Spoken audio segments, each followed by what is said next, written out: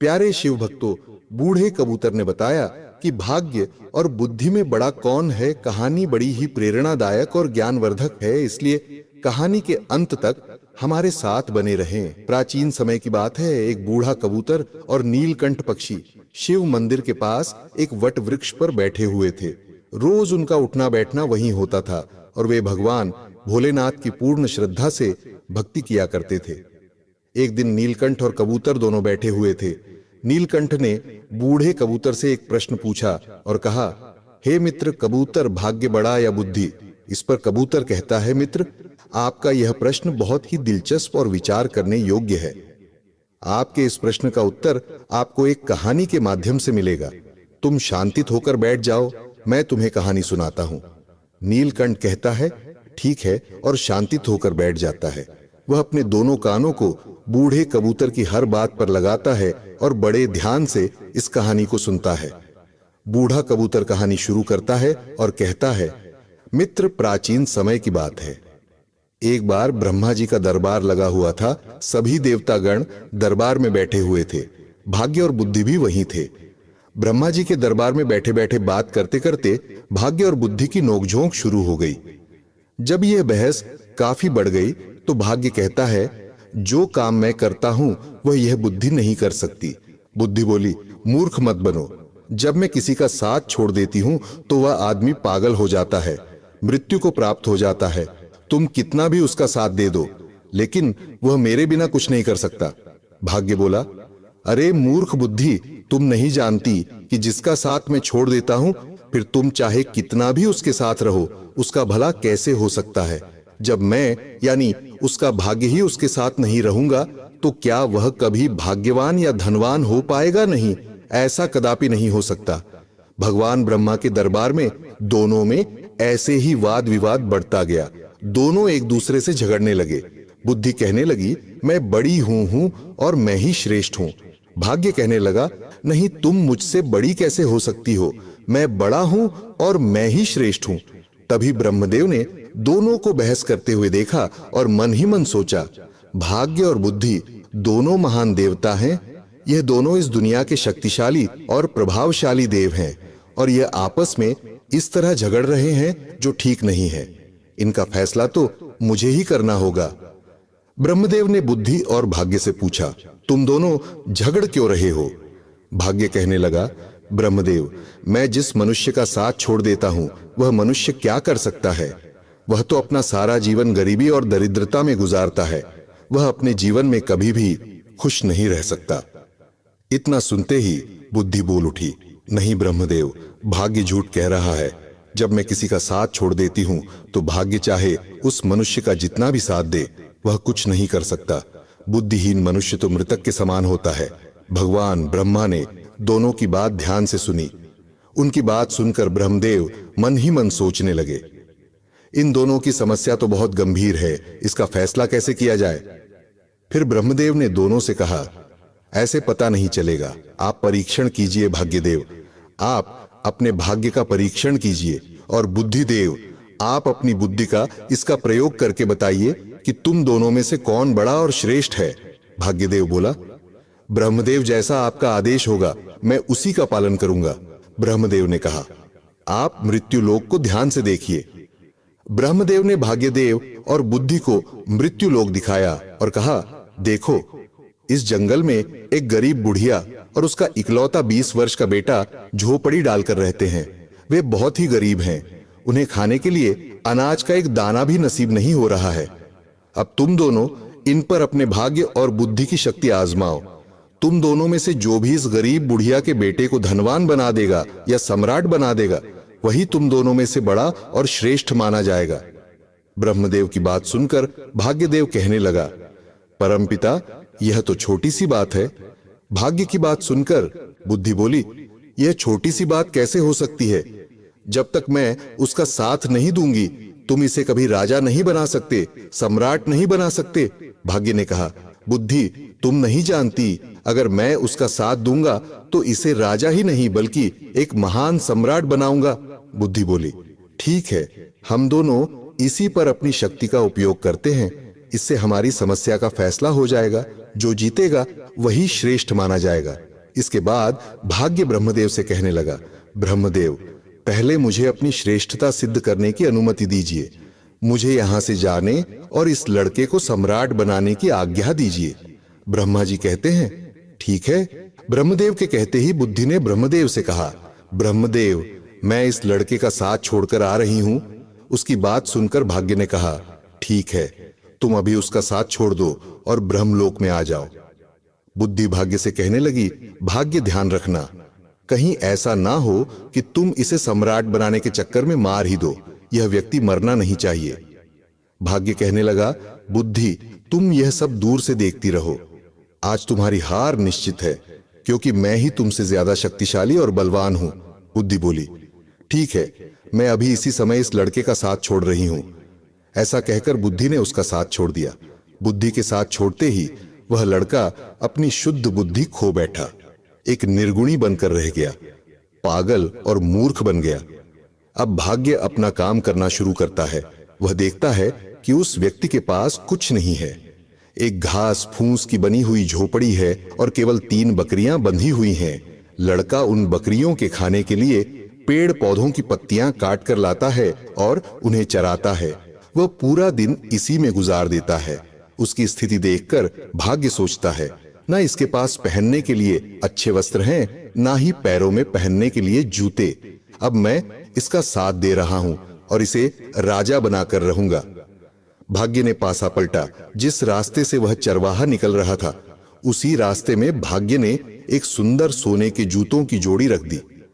लड़के का ध्यान उन जूतों पर गया, पर वह उन्हें पहचान नहीं पाया कि यह सोने के जूते हैं। उसे तो बस पैरों में पहनने के लिए जूते चाहिए थे, इसलिए उसने वे सोने के जूते पहन लिए और सोचने लगा, चलो जूते तो मिल गए, इससे मेरा बहुत समय का काम चल जाएगा।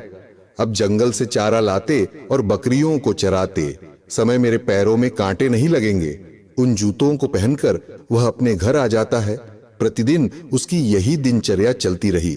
वह जंगल में बकरियों को चराने जाता और जंगल से पेड़ पौधों की पत्तियां काट कर लाता और बकरियों को चराता रहता था। उसकी माता की बुद्धि भी समाप्त हो गई थी, क्योंकि बुद्धि उसे भी छोड़कर चली गई थी। भाग्य ने तो उस चरवाहे का खूब साथ दिया, लेकिन उसके जीवन में कोई बदलाव नहीं आया। भाग्य सोचने लगा कि मैंने तो इसे सम्राट बनाने का संकल्प लिया है, परंतु यह तो मुझे मूर्ख या पागल दिखाई देता है। इसका व्यवहार तो पागलों और मूर्खों की तरह हो गया है। ये सब देख रही। बुद्धि ने भाग्य से कहा, क्या तुम नहीं जानते कि मैंने उसका साथ छोड़ दिया है? जब मैं किसी व्यक्ति का साथ छोड़ देती हूं तो वह ऐसा ही व्यवहार करता है। भाग्य बुद्धि से कहने लगा, मैं भी देखता हूं कि तुम क्या कर सकती हो। अब तुम भी देखोगी कि मैं क्या कर सकता हूं। उस देश के नजदीक ही एक देश का राजा चंद्रसेन था। उसका एक सौदागर था। वह अलग अलग देशों और स्थानों पर जाकर व्यापार करता था। उस सौदागर के पास व्यापार करने के लिए कुछ ऊंट थे। वह ऊंटों पर पीतल लाद कर ले जाता था और दूसरे देश में जाकर व्यापार किया करता था। एक दिन वह सौदागर उसी जंगल से गुजर रहा था जहां पर वह चरवाहा रहता था और अपनी बकरियां चराता था। वह सौदागर ऊंट लेकर जा रहा था। तभी रास्ते में जाते हुए उसकी नजर उस चरवाहे के पैरों पर पड़ी। सौदागर ने देखा कि इस चरवाहे के पैरों में तो सोने के जूते हैं और यह इनकी कोई कदर नहीं कर रहा है। इसे देखकर लगता है कि यह सोने के जूतों के बारे में तो शायद जानता भी नहीं है। सौदागर अपने ऊंट से नीचे उतरकर उस चरवाहे से पूछने लगा, भाई, तुम ये जूते कहां से लाए हो? उस चरवाहे ने उस सौदागर को बताया, यह जूते मुझे इस जंगल में रास्ते पर पड़े हुए मिले थे। सौदागर ने उस चरवाहे से पूछा, क्या तुम इन जूतों को बेचना चाहोगे? तो उस चरवाहे ने कहा, जरूर बेच दूंगा इन्हें। पहनते पहनते मुझे बहुत समय हो गया है, लेकिन यह टूटते या फटते बिल्कुल भी नहीं है। ये तो काफी समय से ऐसे ही हैं। व्यापारी ने चरवाहे से कहा, यह जूते मुझे बेच दो। इन जूतों के बदले में जो चाहो मुझसे वह ले लो। उस चरवाहे ने व्यापारी से कहा, मुझे इन जूतों के बदले में ज्यादा कुछ नहीं चाहिए, सिर्फ एक मन अनाज चाहिए, जिससे मुझे और मेरी माता को 2 समय का भोजन प्राप्त हो जाए। हम तो भूखे मरते हैं। उसने सौदागर को वह सोने के जूते एक मन अनाज के बदले ही दे दिए। सोने के जूते पाकर वह सौदागर बहुत खुश हो गया। वह सौदागर उस चरवाहे को एक मन अनाज देकर चला जाता है। तब बुद्धि भाग्य से कहने लगी, भाग्य देखते नहीं कि तुम्हारे जूते तो एक मन अनाज के बदले में बिक गए। तुम समझ रहे हो ना, तुम्हारे सोने के जूते एक मन आटे में जा रहे हैं। भाग्य ने बुद्धि की बात सुनकर कहा, बुद्धि तुम चिंता मत करो, मैं जिसका साथ देता हूं उसे कोई भी राजा बनने से नहीं रोक सकता। मैं इसे एक महान सम्राट बनाकर ही रहूंगा। बुद्धि कहने लगी, भाग्य तुम मेरे बिना कुछ नहीं कर सकते। देखना, तुम इसे अवश्य मार दोगे। ये बेचारा कहीं राजा बनते बनते मर ना जाए। भाग्य ने कहा, बुद्धि तुम कैसी बातें कर रही हो, देखना अब मैं क्या करता हूं। और इतना कहकर भाग्य फिर से उस व्यक्ति के पास आता है। भाग्य ने दूसरे सोने के जूतों की जोड़ी, जो सोने चांदी और जड़ाऊ हीरों से जड़ी हुई थी, उसी रास्ते पर रख दी। जिस मार्ग से चरवाहा बकरियों के लिए पत्ते लेने जंगल से जा रहा था, उस चरवाहे को फिर से सोने के जूते मिले तो वह तो बड़ा प्रसन्न हो गया। उधर सौदागर पहले वाले सोने के जूते पाकर बहुत खुश था। चलते चलते वह सोचने लगा, क्यों ना मैं इन्हें अपने राजा को भेंट करूं, ताकि महाराज प्रसन्न होकर मुझे कुछ इनाम दे। ये सोचकर वह सौदागर सोने के जूतों को लेकर महाराज चंद्रसेन के महल में गया। राज दरबार में जाकर उसने वह सोने के जूते राजा को दे दिए और कहने लगा, महाराज, ये स्वर्ण जूते मैं खास तौर पर आपके लिए लेकर आया हूं। ये जूते अद्भुत हैं। ऐसे जूते तो हमारे महाराज के पास होने चाहिए थे। महाराज चंद्रसेन जूतों को देखकर बहुत प्रसन्न हुए। सोने के सुंदर जूते देखकर उन्हें ऐसा लग रहा था कि जैसे यह जूते देवलोक से आए हों और देवताओं ने इन्हें बनाया हो, मानो स्वयं विश्वकर्मा ने इन्हें बनाया हो। इतने सुंदर जूते देखकर वह खुश हो गए और अपने मंत्री से कहने लगे, सौदागर को 15 सहस्त्र स्वर्ण मुद्राएं इनाम में दे दी जाए। राजा चंद्रसेन ने उस सौदागर को 15,000 स्वर्ण मुद्राएं इनाम में दिलवा दी।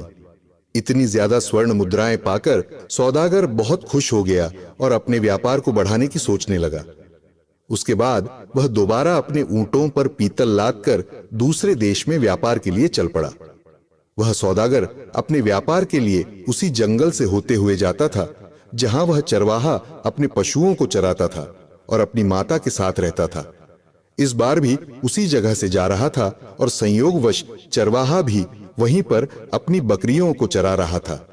जंगल में अपने सामने उस चरवाहे को दोबारा देखकर वह सौदागर खुश हो गया। उसने फिर से उस चरवाहे के पैरों की ओर देखा। उसके पैरों में दूसरी जोड़ी स्वर्ण जूते देखकर उसने सोचा, इसके पास तो और सोने के जूते आ गए, ना जाने ये कहां से ऐसे जूते लेकर आता है। सौदागर ऊंट से उतरा और उतरकर उस चरवाहे के पास आया और चरवाहे से बोला, भाई, क्या तुम फिर से इन जूतों को भी बेचना चाहोगे? चरवाहे की तो जैसे मनचाही मुराद पूरी हो गई। वह बोला, हाँ हाँ, जरूर बेच दूंगा, लेकिन इस बार आपको इसके बदले में मुझे एक बोरी चने की देनी होगी। सौदागर भी खुश हो गया और बोला, हाँ हाँ ठीक है, मैं एक बोरी चने की दे दूंगा। चरवाहे ने एक शर्त और रख दी। वह बोला, चने भुने हुए होने चाहिए। सौदागर ने उसकी यह बात भी मान ली। एक बोरी भुने हुए चने की उसको दे दी। वह उससे सोने के जूते की दूसरी जोड़ी भी लेकर आगे चला गया। अब सौदागर के मन में यह विचार आने लगा, पहले एक जोड़ी जूते जो मैंने महाराज को भेंट किए थे, उसके बदले महाराज ने मुझे 15,000 स्वर्ण मुद्राएं दी थीं। इस बार हो सकता है कि महाराज मुझे पिछली बार से भी ज्यादा बड़ा इनाम दे। मैं इनको भी महाराज की सेवा में लेकर जाता हूं। वह इस बार भी उन हीरे जवाहरात और रत्न जड़े सोने के जूतों को लेकर राजा चंद्रसेन के दरबार में पहुंच गया। सौदागर राजा से बोला, महाराज, मैं आपके लिए हर बार कोई ना कोई विचित्र वस्तु लाता रहता हूं। हे राजन, आप इन्हें स्वीकार कीजिए। राजा चंद्रसेन ने जब जूतों को देखा तो कहने लगा, सच में ये बहुत सुंदर है।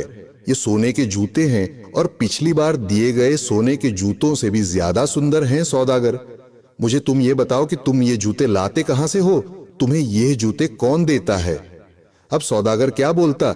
जब सौदागर को कुछ समझ नहीं आया कि राजा को क्या जवाब दें, तो कुछ सोच विचार कर उसने झूठ बोलना ही ठीक समझा और बोला, महाराज, दक्षिणी देश में एक सम्राट है। सम्राट के यहां मैं अपने पीतल का व्यापार करने जाता हूं तो वह इनाम में ऐसे जूते दे देते हैं। उन्होंने 2 बार मुझे सोने के जूते दिए, तो मैंने दोनों बार वह आपकी सेवा में अर्पित कर दिए। यह सुनकर राजा सौदागर से बोला, सौदागर, क्या उस राजा का कोई पुत्र है? सौदागर ने फिर झूठ बोल दिया। उसने कहा, नहीं महाराज, अभी तो वह सम्राट खुद ही कुंवारा है, उनका विवाह नहीं हुआ है। यह सुनकर राजा चंद्रसेन बोले, ठीक है सौदागर, हमारी पुत्री बहुत सुंदर है, तुम अपने उस सम्राट से जाकर मिलो और उनसे पूछो कि हम अपनी पुत्री का विवाह उससे करना चाहते हैं, क्या उन्हें मंजूर है? राजा की बात सुनकर सौदागर सोचने लगा, अब तो मैं फंस गया। मैं तो यह जूते किसी राजा से नहीं लाता, बल्कि एक चरवाहे से लेकर आता हूं। लेकिन अब तो मैं झूठ बोल चुका हूं, अब मेरा क्या होगा? मैं तो अपने ही बोले हुए झूठ में फंस चुका हूं। राजा ने सौदागर को आदेश दिया, सौदागर, उस राजा के पास जाओ और किसी भी तरह उन्हें तैयार करके आओ कि वह हमारी पुत्री से विवाह करे। अब तो सौदागर और चिंता में पड़ गया। वह राज दरबार से वापस आ गया। अपने घर जाकर उसने दोबारा अपने ऊंटों पर पीतल लादा और व्यापार करने चल पड़ा। जब वह दोबारा जंगल में पहुंचा तो सोचने लगा, अगर मुझे यहां वह चरवाहा नहीं मिलता तो मुझे सोने के जूते नहीं मिलते, और वे जूते मैं राजा को नहीं देता। आखिरकार झूठ बोलकर मैं राजा के क्रोध का शिकार नहीं बनता। इस चरवाहे ने मुझे भी राजा के क्रोध का शिकार बना दिया। यदि चरवाहा मुझे ना मिलता तो मैं इस धर्म संकट में नहीं फंसता। इस चरवाहे ने तो मुझे बुरी तरह फंसा दिया है। सोचते सोचते वह सौदागर उस चरवाहे की झोपड़ी पर जा पहुंचा। चरवाहा अपनी झोपड़ी पर सौदागर को आया देखकर बहुत खुश हो गया, क्योंकि वही सौदागर उसके खाने पीने की व्यवस्था करता था। कभी उसे अनाज देता था, कभी चने। उसका गुजारा जूते बेचकर इसी सौदागर से पूरा होता था, इसलिए चरवाहा उससे बहुत खुश था। वो बोला, सौदागर आइए, आपका स्वागत है। सौदागर वहीं उसके घर पर ही रुक गया। उसने अपने ऊंटों से पीतल उतारकर एक तरफ रख दिया और फिर चरवाहे से बातें करने लग पड़ा। इस समय भाग्य उस चरवाहे का साथ दे रहा था। बातें करते करते चरवाहा पीतल के बोरे पर बैठ गया। जैसे ही वह बैठा तो सभी बोरों में भरा हुआ पीतल सोने में बदल गया। चारों तरफ सोना जगमगाने लगा। यह देखकर सौदागर को यह विश्वास हो गया कि यह व्यक्ति या तो कोई जादूगर है या ईश्वर का कोई बहुत बड़ा भक्त। इस पर ईश्वर की विशेष कृपा है। अब सौदागर अपने बोले हुए झूठ के जाल में और फंसता जा रहा था। उसके मन में विचार आया, मेरे पास धन की कमी नहीं है, मैं ऐसा करता हूं कि इस चरवाहे को ही राजा बना देता हूं, सम्राट घोषित कर देता हूं। मेरे पास तो धन और सोने की कोई कमी नहीं है। मैं इसके लिए यहां जंगल में बहुत बड़ा किला बनवा देता हूं, दुर्ग बना देता हूं। उस दुर्ग का मालिक इसे बना दूंगा और मैं उसका मंत्री बन जाऊंगा। यहां के जो जागीरदार हैं उनसे बहुत सारी जमीन खरीद लूंगा। इस महीने के 2 महीने बाद राजा के पास जाऊंगा और बता दूंगा यही सम्राट है। अब सौदागर षड्यंत्र रचने लगा। भाग्य बुद्धि से कहने लगा, बुद्धि, तुम देखती जाओ कि मैं क्या करता हूं। देखना, यही सौदागर अब चरवाहे को सम्राट बनाएगा। बुद्धि ने फिर से भाग्य से कहा, कहीं ऐसा ना हो कि राजा बनते बनते यह मर ही जाए, क्योंकि इस समय इसके पास बुद्धि नहीं है। जब यह बात भाग्य ने सुनी तो बोला, बुद्धि, तुम इतना घमंड मत करो, तुम अपना ज्यादा दिमाग मत लगाओ, यह सम्राट अवश्य बनेगा। दूसरी ओर सौदागर चरवाहे से कहने लगा, चरवाहे, मैं तुम्हें यहां का सम्राट बना देता हूं और तुम्हारे रहने के लिए एक बड़ा महल भी बनवाऊंगा।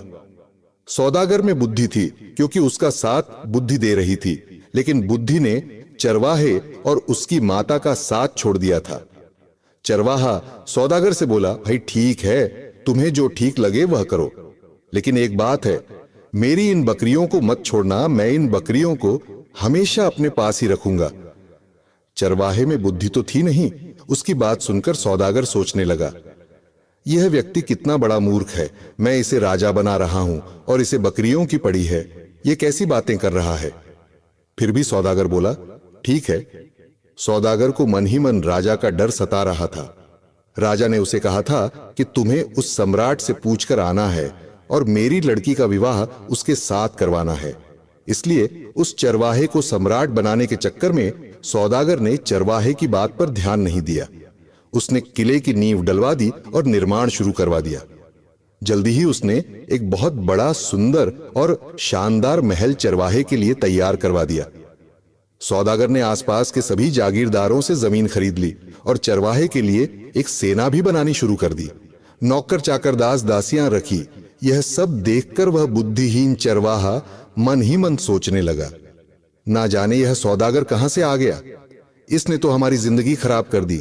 अब तो मुझे अपनी बकरियों को चराने के लिए भी समय नहीं मिलता है। यह हमेशा बातें करने में लगा रहता है।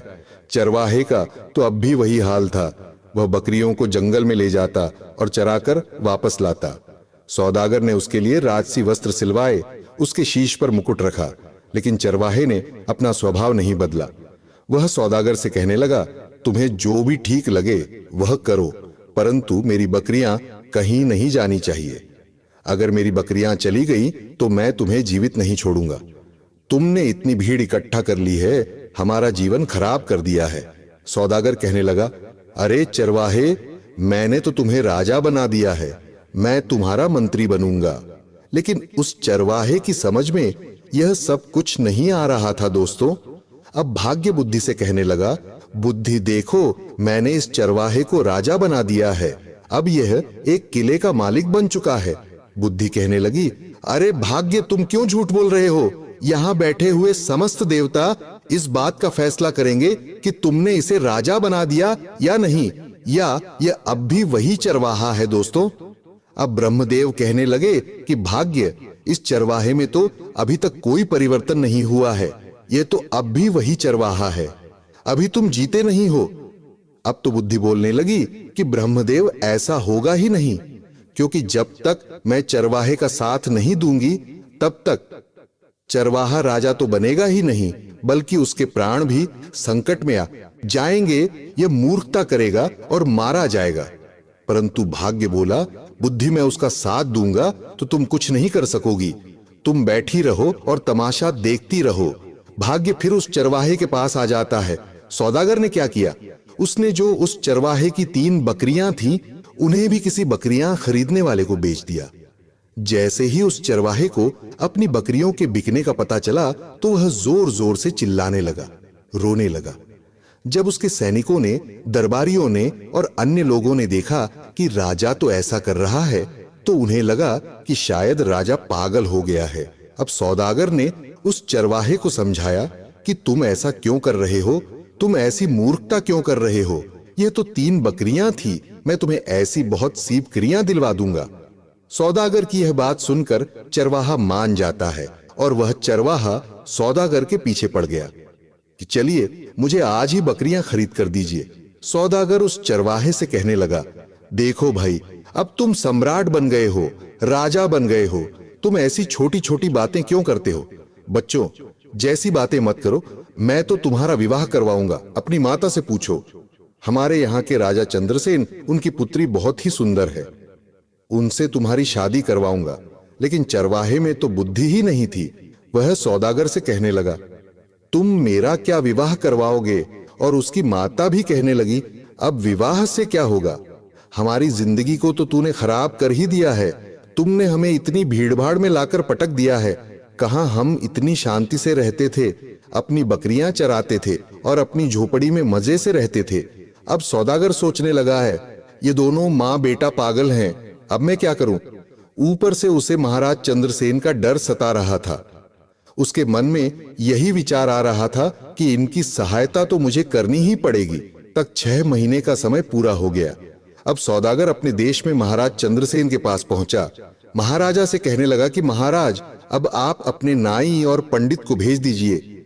मैंने अपने सम्राट को मना लिया है, वह आपकी लड़की से शादी करने के लिए तैयार है। यह सुनकर राजा चंद्रसेन ने नाई और ब्राह्मण को बुलाया और उन दोनों को सौदागर के साथ सम्राट के पास भेज दिया। सौदागर उन दोनों को लेकर चल पड़ा और वह उनको चरवाहे के महल में लेकर आया। उसने चरवाहे को राजसी वस्त्र पहनाए। चरवाहा सौदागर से कहने लगा, यह तुम क्या कर रहे हो? ऐसे भी कहीं विवाह होते हैं? सौदागर बोला, अब तुम चुप रहना, अब बिल्कुल भी मत बोलना, नहीं तो महाराज चंद्रसेन तुम्हें और मुझे दोनों को फांसी की सजा दे देंगे। इस बात का ध्यान रखना कि अब तुम्हें बोलना नहीं है।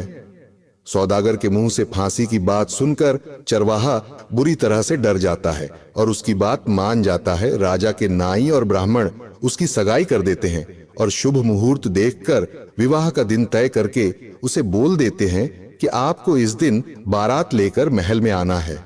इसके बाद नाई और ब्राह्मण वापस अपने देश को लौट जाते हैं। उनके महल में पहुंचने के बाद राजा ने उनसे पूछा कि सम्राट कैसा है। नाई और ब्राह्मण बोले, महाराज, उसके पास तो किसी चीज की कमी नहीं है। बहुत सारा सोना है, खजाने भरे पड़े हैं। वह तो बहुत ही महान राजा दिखाई पड़ता है। बात सुनकर राजा चंद्रसेन भी बड़े प्रसन्न हुए।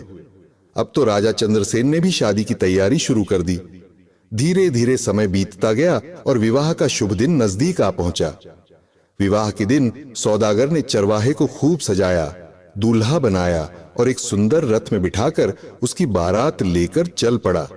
इधर सौदागर चरवाहे को शादी के लिए लेकर जा रहा था, उधर भाग्य बुद्धि से कहने लगा, देखो बुद्धि, अब मैं चरवाहे का विवाह भी राजा की पुत्री से करवा रहा हूं। बुद्धि मुस्कुराकर बोली, भाग्य बस देखते जाओ, तुमने अभी इसकी मृत्यु का षड्यंत्र रच दिया है। तुम्हें भी पछतावा होगा कि तुमने यह क्या कर दिया है। यह चरवाहा भी तुम्हारे जाल में फंस चुका है। तुम तो इसे राजा बनाने की बात कर रहे हो। देखते जाओ, तुम्हारे कारण अब यह चरवाहा अपने प्राण खो देगा। भाग्य बोला, बुद्धि, जब मैं उसका साथ दे रहा हूं तो तुम क्यों परेशान हो रही हो। बस तुम देखती रहो कि मैं क्या करता हूं। कुछ दिन का सफर तय करने के बाद चरवाहे की बारात राजा चंद्रसेन के यहां पहुंच जाती है। जब राजा ने देखा कि बारात पहुंच चुकी है तो अपने मंत्रियों के साथ ढेर सारे उपहार लेकर बारात का स्वागत करने के लिए नगर के द्वार की ओर चल पड़ा। दूसरी ओर जब चरवाहे ने देखा कि सामने से ढाल तलवार लेकर कोई राजा सेना के साथ आ रहा है तो वह बुरी तरह डर गया और वह अपने रथ से उतरकर भागने लगा। चरवाहे को भागता देखकर सौदागर ने सोचा, यह तो पक्का मुझे मरवाएगा। सौदागर भी रथ से उतरकर पकड़ने के लिए उसके पीछे से भागता है और उसे पकड़ लेता है। सौदागर पकड़कर उसे समझाता है कि राजा तुम्हें भी मार देगा और मुझे भी, तुम ऐसे क्यों भाग रहे हो। चरवाहा डर गया और बोला, ठीक है, लेकिन तुम्हें हर समय मेरे साथ ही रहना पड़ेगा। सौदागर के यहां करने पर वह सौदागर के साथ वापस आ गया। सौदागर से कहने लगा कि यह राजा तो तलवार लेकर आ रहा है, कहीं हमें काटेंगे तो नहीं। सौदागर ने कहा, चिंता मत करो, वह तुम्हें कुछ नहीं कहेंगे। तुम्हारा विवाह होगा, तुम्हें दुल्हन मिलेगी, तुम डरो मत। इतना सुनकर वह चरवाहा वापस आकर अपने रथ पर बैठ जाता है। राजा ने देखा, चरवाहा बना राजा देखने में तो बहुत सुंदर था। उसने बारात का स्वागत किया। अपने कहे अनुसार सौदागर हर जगह उसके साथ साथ जा रहा था। जब मंडप में जाने का समय हुआ तो सौदागर धर्म संकट में फंस गया कि वहां भी उसे साथ ही जाना पड़ रहा था। वह मंडप में पीछे बैठ गया। राजा चंद्रसेन कहने लगा, सौदागर, तुम इसके साथ साथ क्यों रहते हो। तो सौदागर बोला, महाराज, मैं इनका मंत्री हूं, इन्होंने मुझे अपना मंत्री बनाया है। राजा ने अपनी पुत्री का विवाह उस चरवाहे के साथ कर दिया। इस तरह राजा ने निश्चित दिन अपनी पुत्री का विवाह उस चरवाहे से कर दिया। शादी हो जाने के बाद राजा ने दामाद को महल का ही एक भाग दे दिया। राजा का कोई पुत्र नहीं था तथा वह दामाद को अपने पास ही रखना चाहता था ताकि राज सिंहासन बाद में उसे सौंप सके। अब सौदागर को रहने के लिए अलग स्थान दे दिया गया। सौदागर मन ही मन घबरा रहा था कि कहीं चरवाहा भेद ना खोल दे। चरवाहा बहुत प्रसन्न था। यह देखकर बुद्धि मुस्कुराई तो भाग्य बोला, देखती रहो, मैंने इसका विवाह राजा की पुत्री के साथ करवा दिया है। अब यह चरवाहा सम्राट बनने ही वाला है। भाग्य की यह बात सुनकर बुद्धि कहने लगी, अरे भाग्य, तुम क्यों बेवकूफ बन रहे हो। तुम जानते हो कि उसे कुछ पता ही नहीं है कि राजा क्या होता है, विवाह क्या होता है। वह तो कुछ जानता ही नहीं है। उसकी तो मृत्यु निकट आ गई है, वह तो मरने वाला है। भाग्य कहता है, ये तुम क्या कह रही हो। बुद्धि बोली, मैं सच कह रही हूं। मैंने जब इसका साथ छोड़ा था यह तो उसी समय मर गया था, क्योंकि बुद्धिहीन व्यक्ति तो वैसे ही मृतक के समान होता है। अब यह बेचारा मारा जाएगा, तुम तो बस इसे बचाने की कोशिश करो। अब यह मरने वाला है, आप इसे बचाइए। भाग्य बोला, यह मरेगा क्यों, इसकी शादी हो गई है। अब यह आराम से वहां पर रहेगा और फिर सम्राट बनेगा। राज परिवार की परंपरा के अनुसार राजकुमारी वधू के वेश में सज संवर कर खाना लेकर रात को अपने पति के कक्ष में गई। चरवाहे ने इतनी सुंदरता से सजी और आभूषणों से लदी कन्या सपनों में भी नहीं देखी थी। वह डर गया। उस बुद्धिहीन चरवाहे को बचपन में अपनी दादी की सुनाई हुई कहानी याद आ गई, जिसमें एक राक्षसी सुंदरी का भेष बनाकर गहनों से सजी धजी एक पुरुष को खा जाती है। उसके मन में विचार आया, यह कोई राक्षसी तो नहीं है जो उसे खाने के लिए आई है। उसने बचपन में सुन रखा था कि राक्षसी सुंदर रूप धारण करके आदमियों का खून पी लेती है और उन्हें मार डालती है। उसने सोचा, राक्षसी के हाथ पड़ने से तो अच्छा है कि मैं यहां से भाग जाऊं। यही सोचकर वह उठा और राजकुमारी को धक्का देकर गिराता हुआ, चिल्लाता हुआ कमरे से निकल भागा। भागता भागता वह सीधे नदी के किनारे पहुंचा और पानी में कूद गया। जब उसे पानी में भी अपनी मृत्यु दिखाई दी तो वह पानी से निकला और नदी के एक किनारे पर बैठ गया। राजकुमारी के अपमान की बात सुनकर राजा आग अबुला हो गया। राजा ने अपने सैनिकों को जल्दी से चरवाहे को ढूंढ लाने के लिए भेजा। राजा के सैनिकों ने उसे एक नदी के किनारे पर बैठा देख लिया। वे उसे पकड़कर राजा के पास ले आए। उसे देखकर राजा को क्रोध आ गया। उसने चरवाहे को कठोर दंड देने का निश्चय किया। राजा ने आदेश जारी कर दिया कि अगली सुबह उसे मृत्यु दंड दिया जाएगा। इसे कारागार में डाल दो। यह सब भाग्य अपनी आंखों से देखते हुए अपना माथा ठोक रहे थे और सोच रहे थे, ये तो बिल्कुल मूर्ख निकला। मूर्ख ने मेरी सारी योजना ही चौपट कर दी। तभी बुद्धि मुस्कुराते हुए उनके पास आई। बुद्धि ने भाग्य से कहा, आखिर तुम हार ही गए, देख लिया तुमने। तुम्हारे लाख राजा बनाने से भी वह राजा बन ना सका। अब इस आदमी को सजा होने जा रही है। बुद्धि ने भाग्य से कहा, देखा, भाग्य बुद्धि के बिना वह मारा जाने वाला है। बोलो क्या कहते हो? निराश होकर भाग्य बोला, अगर तुम इस आदमी को बचा लो तो मैं हार मान लूंगा। बुद्धि ने हंसकर कहा, तो ठीक है, अब मेरा कमाल देखो, देखो मैं इसे कैसे बचाती हूं। इतना कहकर बुद्धि ने चरवाहे में प्रवेश किया। जैसे ही बुद्धि ने चरवाहे में प्रवेश किया, चरवाहा अपने बचाव की नई नई तरकीबें सोचने लगा। दूसरे दिन जब चरवाहे को मृत्युदंड के लिए राजा के सामने पेश किया गया तो चरवाहा बोला, महाराज, आप मेरे ससुर हैं। क्या मैं आपसे पूछ सकता हूं कि आप किस अपराध में मुझे मृत्युदंड देने चले हैं? राजा बोला, तुमने मेरी पुत्री का तिरस्कार करके मेरा घोर अपमान किया है, इसका तुम्हें दंड दिया जाएगा। तब चरवाहा बोला, राजन, मेरे कुल में मान्यता है कि विवाह के पश्चात पहली रात को यदि वरवधू की जानकारी में कोई व्यक्ति नदी में डूब मरे तो वधू विधवा हो जाती है या संतानहीन रह जाती है। जब आपकी पुत्री कमरे में आई तभी नदी की ओर से बचाओ, बचाओ चिल्लाने की आवाज मेरे कानों में पड़ी। मैं अपने आप को रोक ना सका और तुरंत उठकर डूबने वाले को बचाने के लिए नदी पर चला गया था। अगर यह मेरा दोष है तो आप मुझे अवश्य दंड दें। चरवाहे की बात सुनकर राजा बहुत प्रसन्न हुआ और उठकर चरवाहे को गले से लगा लिया। वह बोला, हमारे बाद तुम ही इस देश के राजा बनोगे।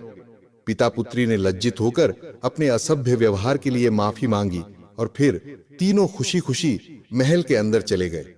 उधर ब्रह्मा के दरबार में बुद्धि और भाग्य का फैसला हो चुका था। समस्त देवता बुद्धि की जय जयकार करने में लगे थे। वे कहने लगे, भाग्य तुम कुछ नहीं कर सकते, जिसका साथ बुद्धि नहीं देगी वह कुछ नहीं कर सकता। बुद्धि ने मुस्कुराकर भाग्य की ओर देखा। भाग्य ने हंसकर कहा, मैं अपनी हार मानता हूं, तुम वास्तव में मुझसे बड़ी हो साथियों। इस तरह नीलकंठ को भी अपने प्रश्न का उत्तर मिल चुका था और उसके बाद बूढ़ा कबूतर और नीलकंठ भोजन की तलाश में जंगल की ओर निकल गए। दोस्तों, उम्मीद है आपको कहानी अच्छी लगी होगी। कहानी पसंद आई हो तो वीडियो को लाइक करके हिंदी स्टोरी चैनल को सब्सक्राइब कर लेना, साथ में बेल आइकन भी दबा देना। धन्यवाद। हर हर महादेव।